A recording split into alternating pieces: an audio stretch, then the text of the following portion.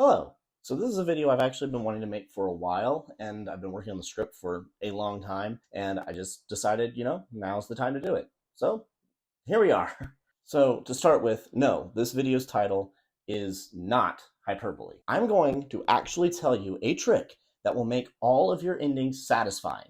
And it's super easy. It is so easy that I am shocked that in all of the books and blogs that I've read about writing and storytelling and all the videos that I've watched on the topic, I have never once seen it given. I may have missed one, but I don't think I've seen it. And it's so easy that it's amazing that writers fail at satisfying endings at all. It's so easy that every writer that sees this video is going to be furious and go into full-on Luke Skywalker levels of denial. No. It's not true. That's impossible! Search your feelings. You know it to be true.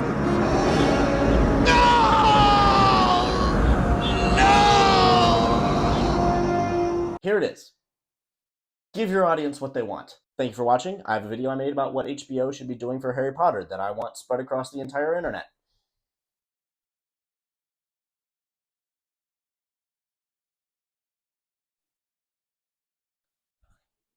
That's a pretty lame joke when you can clearly see from the time code that there's a lot of video left, but I'm not kidding. That is it. Give your audience what they want. Now, I can feel it.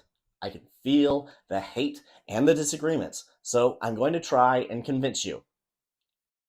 I think I can, so come along with me. Also, this video is about endings, so spoilers for Star Wars, The Usual Suspects, The Lion King, Fight Club, Lost, Game of Thrones, Friends, The Fugitive TV series and movie, The Godfather, Lord of the Rings, Gran Torino, The Sixth Sense, Aladdin, Alien, and Aliens. So, why would any writer ever suggest this? It sounds like the writing advice of a corporate shill. Why? Why should you enslave yourself to the whims of the public? Why should you only follow what's popular? Why should the masses dictate your art? Masses like blood sausage.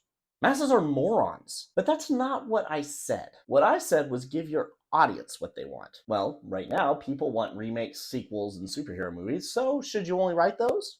I mean, if you want to, but I didn't say write what the people want. I said give your audience what they want. So who is your audience? Your audience is the person reading your book or watching your movie. They've already started. They've bought in. They're invested. This is also about satisfying endings and more, but I'll get into that later. And you don't pull people in with your ending. Also, it's about satisfying endings, not necessarily good endings. Now, you and I should not be interested in giving the people what they want. That would be crazy. People didn't know they wanted anything that became the next thing, like Star Wars, until they got it. But once they were in the seats and they were in the audience, they did want things. They wanted Luke to embrace the Force. They wanted the Death Star to be destroyed. They wanted Han to join the rebellion. They wanted Leia to be rescued. And you know what? George Lucas gave them all of those things. That is the common denominator inside every frustrating ending that you can think of. You wanted something from the story, and you didn't get it.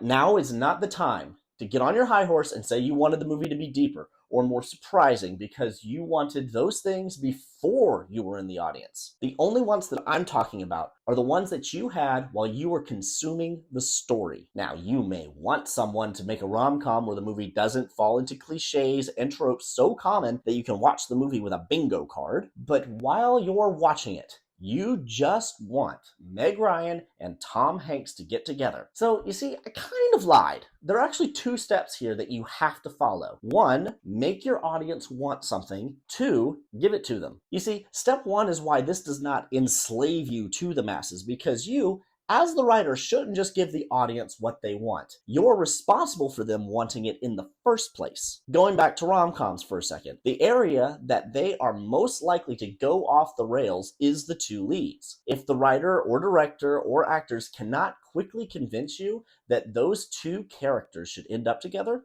then the audience doesn't want them to. And when they do, it's not satisfying. That's why that while a cliche, the meet cute is a necessary part of romantic storytelling, because it's a quick way not only of signaling those two characters are going to be together, but of making the audience want them to. Now, I do want to stress that this is only one aspect of writing a good story. There is still characterization, prose, tone, tension, pacing, dialogue, cinematography, theming and editing. To be great, all of those things, or most if you're writing a book, have to click together. But this is such a core part of writing a satisfying ending that it's difficult to think of stories that don't do it because they're pretty quickly forgotten. If you don't do this, it won't matter how good everything else is because the audience won't care at the end. This is why people complain about loose threads in stories. There were things that gave people wants, and they weren't fulfilled. In those cases, they weren't even given something they didn't want. They weren't given anything at all, which is way worse. It's frustrating, and people talk about that all the way home and then never watch the movie again. But if you should give people what they want, and everyone knows you're going to do that, how do you create tension? It's like in the great stories, Mr. Frodo. The ones that really mattered. Full of darkness and danger they were. And sometimes you didn't want to know the end. Because how could the end be happy? How could the world go back to the way it was when so much bad had happened? Well, that's one way. You throw so many obstacles at your characters that the audience doesn't think that they're going to get what they want because they don't see how it can happen. The more obstacles you give them, the better it feels when you come through at the end. As long as you come up with a convincing way to get rid of those obstacles, audiences hate cheap fulfilled ones. The end of Star Wars is super tense because George Lucas and John Williams both convince you that Vader is about to destroy Luke's X-Wing. I mean, how could he not? There are no other targets. There's no one to stop him. Then Han comes out of nowhere and saves Luke's life. But if audiences just want to be given what they want, then why do they love surprise endings so much? Because there's a difference between the audience wanting something and expecting something. And that's what a good surprise ending does. Give them what they want in a way that they didn't see coming. In Star Wars, you wanted the Emperor defeated. You didn't expect Darth Vader to be the one to do it. In Aladdin, you wanted Aladdin to beat Jafar, but you didn't expect it to do it by tricking Jafar into turning into a genie. In Ocean's 11, you wanted the team to steal the money, but you didn't expect them to do it by pretending to be members of a SWAT team. In contrast, we've all seen a movie where we think, I want the mad scientist to die, and I know his giant robot is what kills him. Then when he is, our satisfaction is diminished because we saw the how coming. So where do plot twists fall into this formula? They're tricky,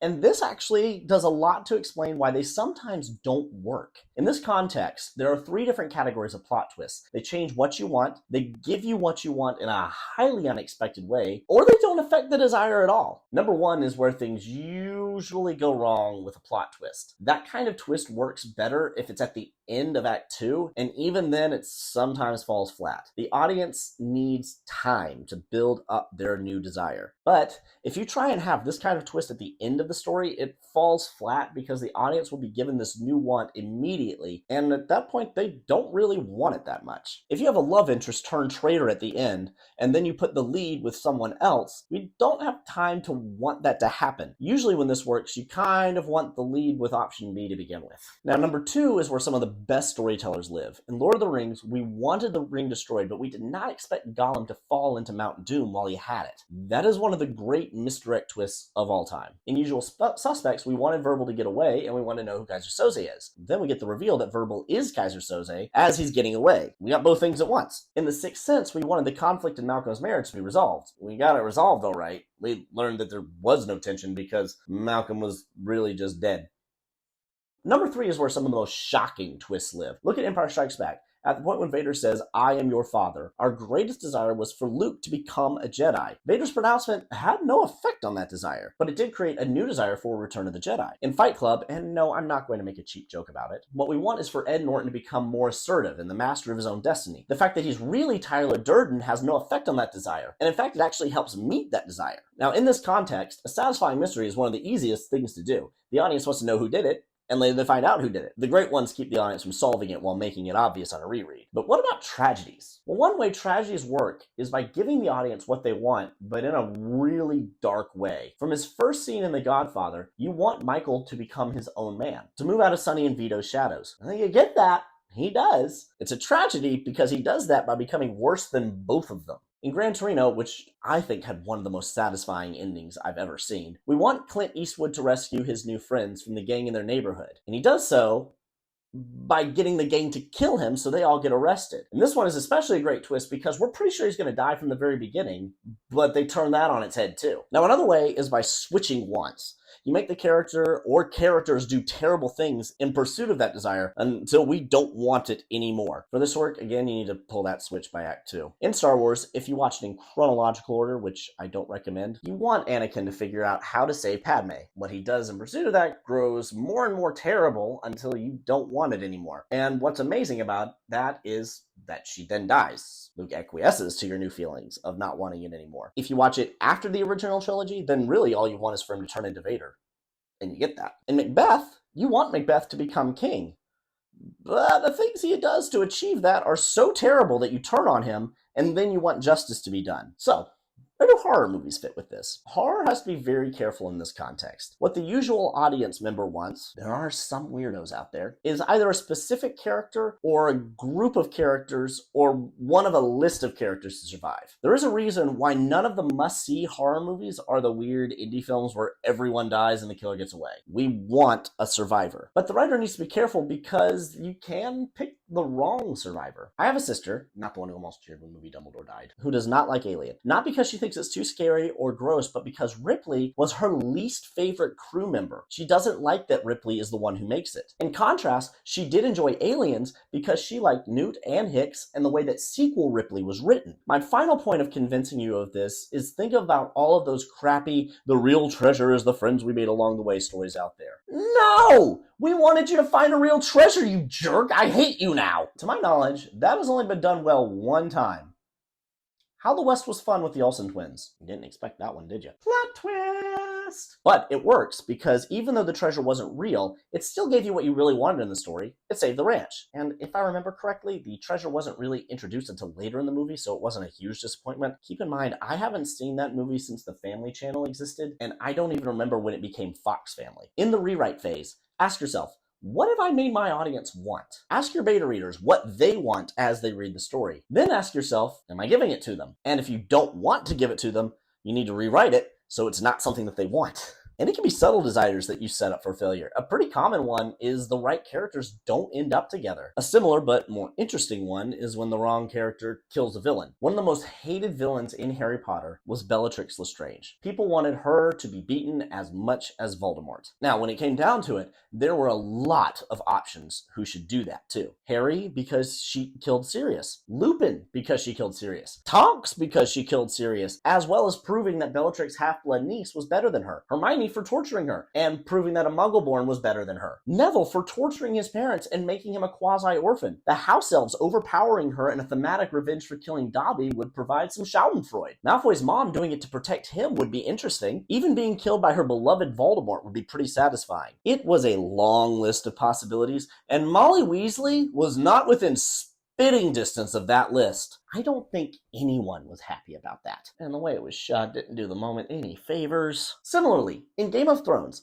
Joffrey is one of the great villains of all time. Everyone despises him. He's so vile that the actor who played him decided to take a long sabbatical from acting until people could see him in different roles. Despite that, though, did you notice how no one was happy about his death? There was no internet explosion when he died. And you know why? Because he just died. We knew a lot of people that we wanted to kill him, but we also knew that none of them did. Despite how much everyone hated him, I didn't see any discussions about who killed him. People just kind of stopped talking about him. Then, 5 years later, we found out that a character that we didn't even know if we liked at the time was the one who killed him. We liked him when we found out, but it didn't have any kind of an emotional punch at that point. Okay, so now we come to the main reason that I wanted to make this essay, because there is a second reason that endings are unsatisfying. And noticing this is what led me down this path. And that reason is this.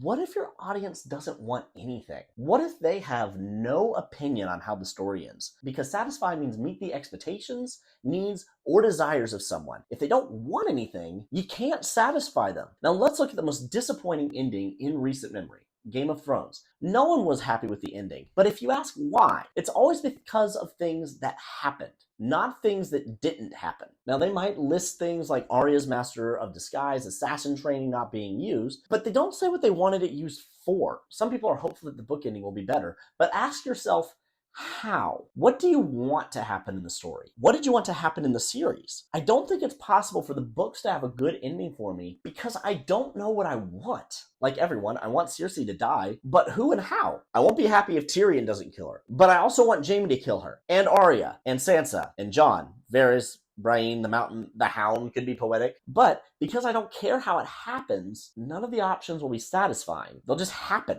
You want Jon to become the king, and Daenerys, and Sansa, and Tyrion, and maybe in the book, you actually will want it to be Bran. But when you want so many things that contradict each other, you can't be satisfied with any of them. Building up to season 8, there were hundreds of discussions online about the series. How do you think it'll end? What do you think is going to happen? But I don't know if I ever saw a discussion with, I hope this happens. If your audience doesn't want anything, then you can't give it to them. This also gets into the issue with a trope that has become very common in the last 20 years or so, and that's the realistic depiction of war. What do I mean by that? Well, recently, and for the first time in history, mind you, writers have discovered that the people on both sides of a war think that they're the good guys. Shocking, right? It took us all the way to the current generation of storytellers to discover this. But the incessant need to show this truth means we have started showing that evil things happen during war and no side is innocent in the conflict. In historical depictions, we have to show the terrible things that both sides did in every conflict except the European front in World War II. Most people on the Allied side were at least as good as Boromir. The only vice allowed is cowardice, like in Saving Private Ryan. The Pacific Front, though, oh man, did you know that's where the US sent every psychopath in the military? But the issue with this bleeding into our fiction is that writers feel the need to show both sides as equally complex. Like in the Hunger Games, when Katniss was the lone person with scruples on her side of the war. Even Rogue One leaned this way by showing the rebels willing to do whatever was necessary to win. Now, this can be fine in history, but in fiction, it leads to the empty endings that we've all experienced. No one that I know likes the Hunger Games ending. Now, admittedly, Rogue One's ending was the best part, but that's because Acts 1 and 2 were almost completely forgettable. Anytime someone tells you it was the best Star Wars movie, ask them 3 things they liked about it before the team arrives on the planet to steal the Death Star plans. And Alan Tudyk and Donnie Yen do not count. The issue comes from the fact that if both sides are equally evil, why should the audience care who wins? And if they don't care, why would they watch the ending, much less enjoy it? People may wrongly argue that The Lord of the Rings is too black and white, but at least you know that Middle-earth is going to be better off because Sauron was defeated. Now, maybe that emptiness is your goal, but your story is unlikely to be remembered and loved by many people. You can have things be bleak and satisfying. The Last of Us is a bleak ending, but people love it because it's not a story about humanity's survival. It's the story of Joel regaining his humanity after the death. No, let's go with murder of his daughter. Things get dark at the end, but he becomes a whole person again. And that's what we wanted from the whole game. Now, I even tested this theory on myself. While writing this, I was reading the First Law trilogy by Joe Abercrombie. I had reached the last book. I was a quarter through it, and I had the thought that I couldn't see how it could have a good ending. Then I asked myself, well, what would a good ending be? Well, I mean, you do have to trust that the writer will figure that out. But then I asked, what did I want to happen? I had to answer nothing. I didn't want any particular outcome for any of the characters. Then, when the ending came, it just ended. Storytime was over, all done. And it wasn't good. Excellent prose and characters up to that point, but it felt flat. By contrast, think of Breaking Bad. From the first episode, you want Walt to become his own man and die on his own terms, and you want Jesse to get out of all things drugs. You know what the ending gave you? All of those things, I think. Did Walt die? I honestly wasn't sure. In the old days of TV, one of the best endings ever was The Fugitive. It was actually considered one of the few good series finales, and it was the record holder for most watched episode of TV until MASH's finale broke it. It was also one of the few shows that gave you a want for the entire series. You wanted Dr. Kimball to find the man who killed his wife and clear his name. Well, you got it in the finale. I am a bit of a hypocrite here because I consider the ending of Newhart to be one of the greatest endings of all time, and it has nothing to do with satisfaction and everything to do with comedic brilliance. For another famously bad example, let's look at Lost. Now, what did you want from that show's ending? Really, all that we wanted was mysteries resolved, and we got very few of them. Every character had gone through the same character development like 4 or 5 times. So it wasn't really anything that you wanted from them. And the story becomes so weirdly convoluted that you didn't want anything specific from the story. Partially because of the lack of mystery solving, we didn't really have a clear idea of what was going on. But there was one exception. From the moment that the alternate timeline started and we saw that Charlie was still alive, we all wanted Charlie and Claire to end up together and raise her baby together. For me, the climax of the series was when they got their parallel memories back and they kiss. I didn't care what happened after that point in the episode. I almost cried. And I don't think that I'm the only one. If you type Charlie CLA in on YouTube, the first suggestion is Charlie Claire Remember. It was satisfying and what you really wanted. Theirs is an underappreciated entry in the great love stories. I also consider the finale of Friends to be one of the greats. And part of it is because it gave you so much satisfaction for the series by giving you what you wanted for the characters and closing that chapter of their life. As the series progressed, there were a lot of things that you wanted for the characters. You wanted Rachel to grow up and be independent. She was a mom and good enough at her job to probably get one anywhere she wanted. You wanted Ross to finally stop being stupid and just get together with Rachel. He did. You wanted Chandler to move past his childhood trauma and become an adult. Well, he was married and a father of 2 kids and he couldn't be happier. You wanted Monica to be a mom, and she finally was. You wanted Phoebe to just have a normal life. Well, she was married to a man who loved her in a way that she needed to be, but also didn't indulge her. And they wanted to make a family together. You wanted Joey to mature a little bit. He's the weak link here. But at the end, he was interested in actually having a long-term relationship now. It was a really good ending. For another bad example, the new Star Wars trilogy, just the whole thing. The entire trilogy was doomed from the beginning because it was labeled episodes 7 through 9. There wasn't anything they could do, honestly. 6 gave us everything we wanted from the story. There was no way to make people happy because we didn't want anything else from that story. Honestly, if they had just made a separate trilogy disconnected from the Skywalker saga, they would have been better off. That's what the books did. There is no 7, 8, and 9 as previously published. With all of this in mind, when you were in the planning phases from your story, ask yourself, what do you want your audience to want? Then do what you can to make them. Now let's go back to Lord of the Rings because it has one of the greatest endings of all time. Like Sam said, you don't know how the ending could possibly be happy or satisfying. Why? Because of 2 conflicting things. One, we want Frodo to destroy the ring, but we also don't want him to be able to because it would feel cheap if after all this time fighting with the ring and it becoming more and more addictive and it showing itself to be a snare for anyone, it wouldn't ring true for Frodo to be able to. So how could that work? We want the ring destroyed, but we also don't. Tolkien solved that problem by giving neither. Gollum steals the ring back and falls into the cracks of doom. The ring is destroyed, and Frodo wasn't the one to do it. Tolkien was a genius, though. So I hope I've convinced you. A satisfying ending just takes 2 things. 1, make your audience want something.